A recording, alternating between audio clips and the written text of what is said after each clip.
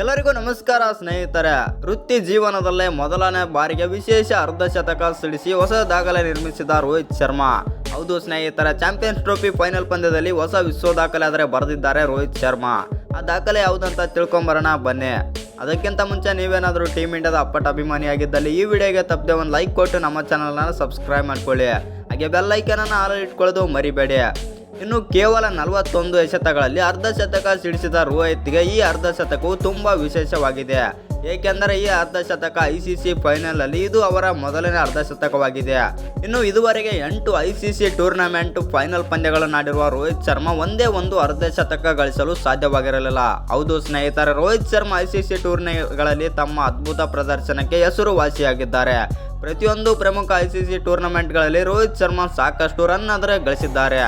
ಆದರೆ ತಂಡಕ್ಕೆ ವೇಗದ ಆರಂಭ ನೀಡಿದ ನಂತರ ವೇಗವಾಗಿ ರನ್ ಗಳಿಸುವ ಪ್ರಯತ್ನದಲ್ಲಿ ಅವರು ಫೈನಲ್ ಪಂದ್ಯದಲ್ಲಿ ದೊಡ್ಡ ಇನ್ನಿಂಗ್ಸ್ ಆಡುವ ಅವಕಾಶವನ್ನು ಹೆಚ್ಚಾಗಿ ಕಳೆದುಕೊಳ್ಳುತ್ತಿದ್ದರು. 2023ರ ಏಕದಿನ ವಿಶ್ವಕಪ್ ಫೈನಲಲ್ಲೂ ಕೂಡ ರೋಹಿತ್ ಶರ್ಮಾ ಅದೇ ತಪ್ಪನ್ನು ಮಾಡಿದ್ದರು. ಆದರೆ ದುಬೈನಲ್ಲಿ ಇಂದು ನಡೆಯುತ್ತಿರುವ ನ್ಯೂಜಿಲೆಂಡ್ ವಿರುದ್ಧದ ಫೈನಲ್ ಪಂದ್ಯದಲ್ಲಿ ರೋಹಿತ್ ಬುದ್ಧಿವಂತಿಕೆಯನ್ನು ಪ್ರದರ್ಶನ ಮಾಡಿದರು. ಇನ್ನು ಈ ಪಂದ್ಯದಲ್ಲಿ ರೋಹಿತ್ ಶರ್ಮಾ ಆಕ್ರಮಣಕಾರಿಯಾಗಿ ಬ್ಯಾಟಿಂಗ್ ಆರಂಭಿಸಿದರು ಮತ್ತು ವಿಕೆಟ್ ಕಳೆದುಕೊಳ್ಳಲಿಲ್ಲ. ಶುಭ್ಮನ್ ಗಿಲ್ ಜೊತೆ ಮೊದಲ 10 ಓವರ್ಗಳಲ್ಲಿ 64 ರನ್ ಗಳಿಸಿದ ನಂತರ ರೋಹಿತ್ ಶರ್ಮಾ ಎಚ್ಚರಿಕೆಯಿಂದ ಆಡಲು ಪ್ರಾರಂಭ ಮಾಡಿದರು. ವಾಸ್ತವವಾಗಿ ಈ ಫೈನಲ್ಗೂ ಮುನ್ನ ಆಡಿದ್ದ 4 ಇನ್ನಿಂಗ್ಸ್ಗಳಲ್ಲಿ ರೋಹಿತ್ ಶರ್ಮಾ 26 ಸರಾಸರಿಯಲ್ಲಿ 104 ರನ್ ಆದರೆ ಗಳಿಸಿದ್ದಾರೆ. ಆದರೆ ಈ ಬಾರಿ ಅವರು ಫೈನಲ್ ಪಂದ್ಯದಲ್ಲಿ 76 ರನ್ಗಳ ಕಾಣಿಕೆ ನೀಡಿ ವಿಕೆಟ್ ಆದರೆ ಒಪ್ಪಿಸಿದ್ದಾರೆ ಅಂತಲೇ ಹೇಳ್ಬೋದು.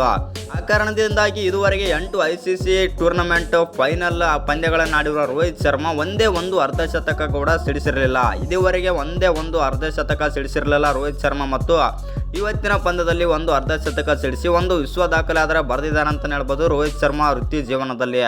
ಇನ್ನು ನಿಮ್ಮ ಪ್ರಕಾರ ಏನನ್ಸುತ್ತಂತ ಕಮೆಂಟ್ ಮಾಡೋದನ್ನು ಮರಿಬೇಡಿ. ಹಾಗೆ ನೀವು ಯಾರು ಚಾನಲ್ಗೆ ಸಬ್ಸ್ಕ್ರೈಬ್ ಮಾಡ್ಕೊಂಡಿಲ್ಲ, ಸಬ್ಸ್ಕ್ರೈಬ್ ಮಾಡಿಕೊಂಡು ಬೆಲ್ ಐಕಾನನ್ನು ಆಲ್ ಇಟ್ಕೊಳ್ಳಿ. ಹಾಗೆ ವಿಡಿಯೋ ಒಂದು ಲೈಕ್ ಕೊಡೋದು ಕೂಡ ಮರಿಬೇಡಿ.